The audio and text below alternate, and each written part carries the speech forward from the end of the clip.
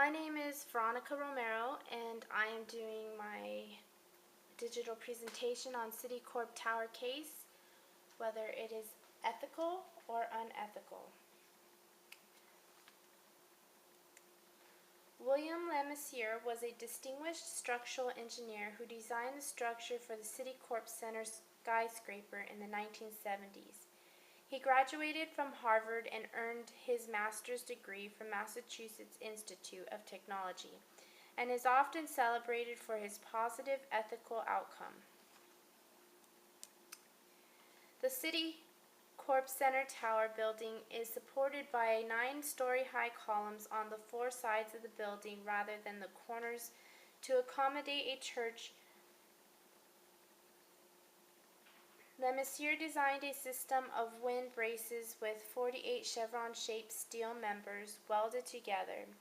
The diagonal braces direct the weight from the 4 sides of the building to the center columns.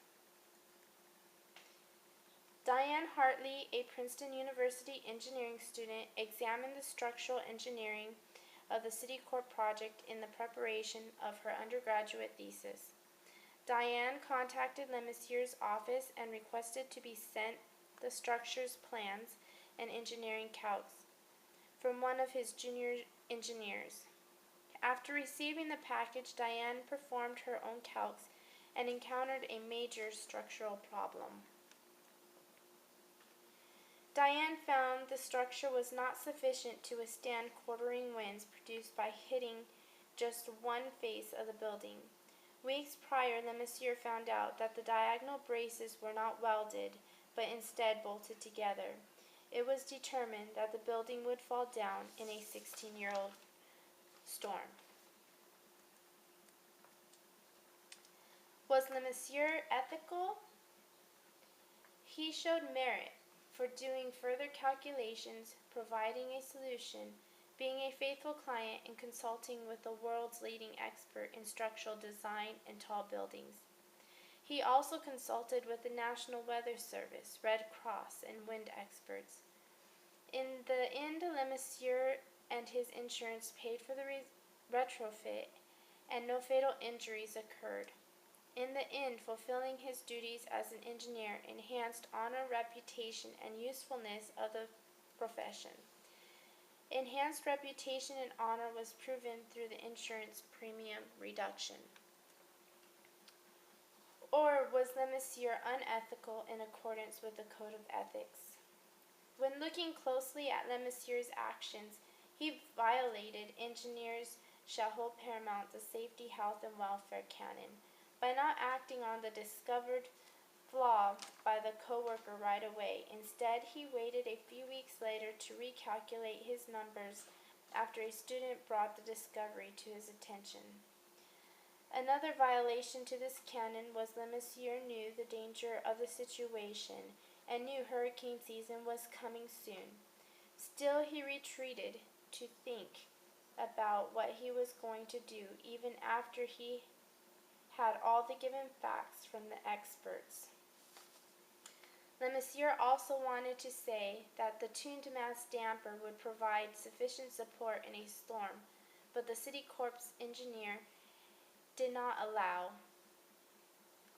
Since the building would fall in his lifetime, it seemed he was forced into fixing the building, not because he wanted to. Another canon violated was engineers shall issue public statements only in an objective and truthful manner. Lemessier knew Citicorp lied about their involvement with Red Cross to the papers. Engineers who have knowledge or reason to believe that another person or firm may be in violation of any of the provisions of this canon shall present such information to the proper authority in writing, and Lemessier didn't. Another violation to the canon was engineers shall build their professional reputation on the merit of their services and should not compete unfairly with others. Lemessier did not give proper credit to the student for the discovery of the flaw In his statements, he credits a male student when the student was a female. Engineers shall give proper credit for engineering work to those whom credit is due, and shall recognize the proprietary interests of others. Whenever possible, they shall name the person or persons who may be responsible for designs, inventions, writings, or other accomplishments.